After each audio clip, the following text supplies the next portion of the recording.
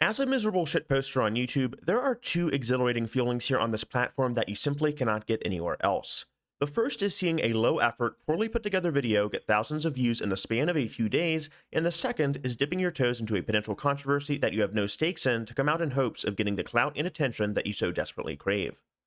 Jokes aside, I feel Stellaris in particular is an interesting case study because while I am not a dedicated player despite having well over 1,000 hours with it, the situation that has unfolded with First Contact, the latest DLC, in regard to its poor review scores and the fallout has been interesting to watch all the same. However, I also want to speak a little bit about the newest expansion that is coming to Stellaris in addition to the controversy for maximum watch time, of course. So this is going to be multiple videos in one for those that have been out of the Xeno farming genre for a while. I plan to put Galactic Paragons at the end, so I kind of have a bridge between the latest DLC and then the next upcoming DLC, if that makes sense.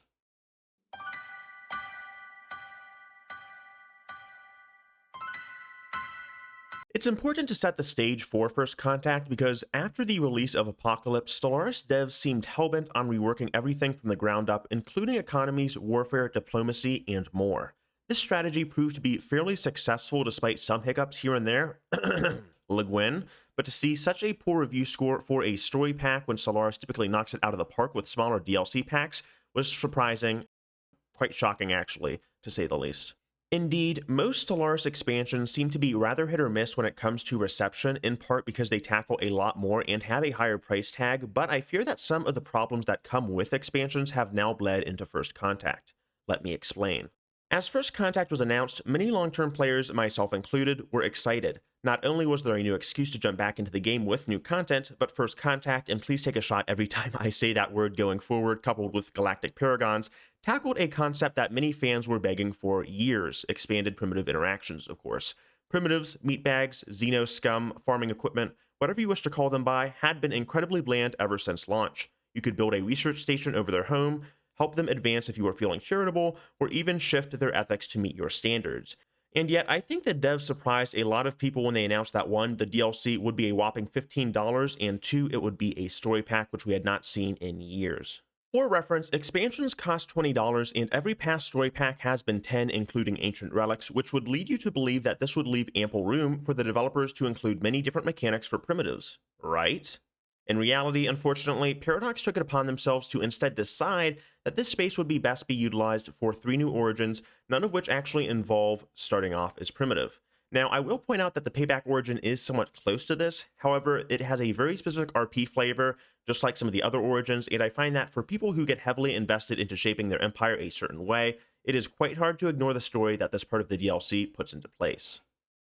Speaking of RP flavor, one of my biggest gripes with this DLC is that it introduces the MSI, not to be confused with Microstar International, but in fact the Myanmar Specialized Industries, which has about as many redeemable traits as your average Paradox Forums user, which is to say absolutely zero. That said, I can appreciate where the devs took this faction. I like that they added a new mid-game crisis that isn't just another warmonger or space-hungry parasite that can't be bargained with. Unfortunately, though, 2 of these origins feel very similar in that you will directly have to confront them, and for a story pack that goes big on adding new experiences for players, I can't say that I'm too impressed by the lack of variety, even if they behave a little bit differently from normal empires and say a few funny lines about lower life forms, which, to be fair, are entertaining at times when they pop up, but, I mean, it's not the end-all be-all here.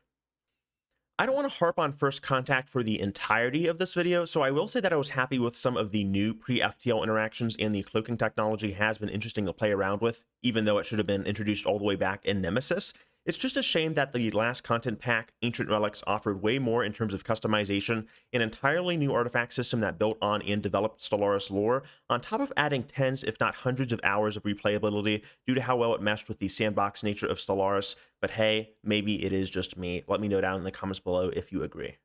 Now, if Paradox just dropped this and took another brief hiatus, I would just go back to sleep and wait for the next DLC news as the cycle insists. However, for the first time in PDX history, the devs decided to nuke the press release cycle from orbit, figuratively and literally, with the announcement of a new expansion, less than a month after releasing a story pack, which, whether or not you agree with them, is definitely a big boy pants move. This surprise release has me both fascinated and concerned, but I do want to take a moment to acknowledge the massive balls on the devs to still go through with the release after First Contact's shellacking on Steam.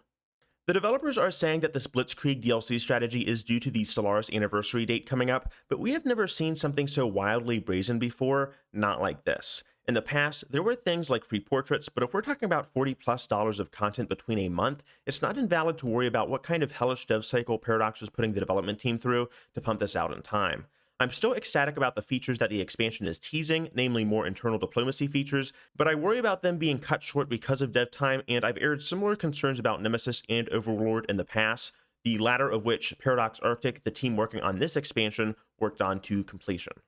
A big reason why I have more faith in this expansion despite its short release window is because it seems less hyper-focused on specific aspects of gameplay, which is a trap recent expansions have fallen into in my opinion. When you are charging anywhere from a third to a half of the base game's price for DLC, I think that it is a huge mistake to go all in overhauling one or two mechanics instead of casting a wider net and reworking a concept that expansions typically do. This is because if you tackle something like espionage or vassal mechanics and fail to deliver in a few aspects, there is something to pad out the player's enjoyment when they no longer want to play with those systems. They still feel that there is something waiting for them if they do not want to play a specific build, and while certain playstyles are more popular than others, I would rather that Paradox take more time to enhance the wider player experience as a whole instead of focusing on narrow and poorly executed concepts. Galactic Paragons, the name of the new expansion, touches not just internal diplomacy, but leaders as a whole, which is something that you would think is fairly niche. However, when you think about it, leaders have a pretty significant impact on your gameplay experience, even if they aren't the most obvious at times.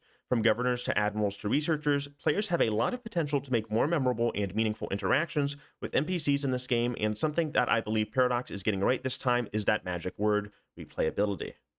While the amount of effort developers contribute to artwork and storytelling for static factions like MSI is impressive, player boredom is the ultimate obstacle that few game developers truly overcome in the end. The pre-existing dialogue boxes and event chains that Stellaris leaves for players to explore are great to play around with the first few times, but just like all other static media, are eventually skipped over ad nauseum after players have read the same script enough times. That's why reworking pre-existing systems instead of gutting things from the ground up is not only more resourceful, but also smartly efficient. Players have already created stories with their leaders, their admirals have seen great battles fought over bygone nebula, their scientists researching innovative and genius solutions that turn their empires into an economic powerhouse, their high priests obtaining immortality and the coveted title of Chosen One, etc. Galactic Paragons isn't reinventing the wheel this time, it's augmenting a core feature and putting the power in the hands of the players to tell the story that they want to tell.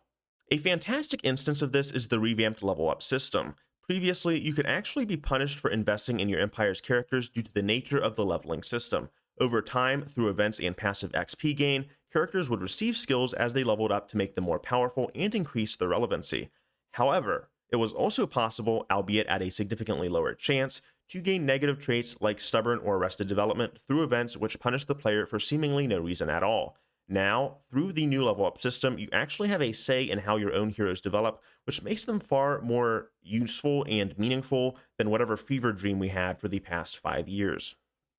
Something that I think the developers understand more than anything else with this update going forward is that your characters need to have a face to be memorable. More than anything else, they need a podium. Choosing to centralize things and have an actual council borrows a fair bit from the Federation's UI, but there has been a significant problem in my experience with digging up edicts and other Special Empire projects by going through several different screens, so having more transparency and better accessibility is a massive plus compared to previous systems, no matter which way you cut it. Now, I do want to take the time to levy some criticisms because while this expansion is far more promising in my opinion than both Nemesis and Overlord combined, the developers did not entirely do away with negative traits and in fact seem to encourage swapping out leaders depending on what effect and synergy you want to achieve between your council members. This feels like it could be the straw that breaks the camel's back, as that is a lot of micromanagement on top of agendas, edicts, and other systems that are being touched up. And I'm not even lumping in other aspects, to be fair, of Stellaris' micromanagement, such as sectorless planets and vassals, which